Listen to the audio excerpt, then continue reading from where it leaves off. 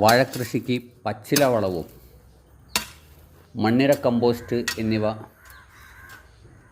യഥേഷ്ടം ചേർക്കുന്നത് നന്നായിരിക്കും. നല്ല വിളവ് കിട്ടാൻ ഇത് അത്യാവശ്യമാണ്.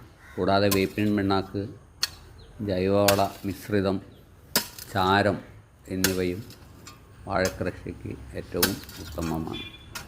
നല്ല നനയും ആവശ്യമാണ്. എൻ്റെ കൃഷിയിടത്തിൽ നിന്നുള്ള കാഴ്ചകൾ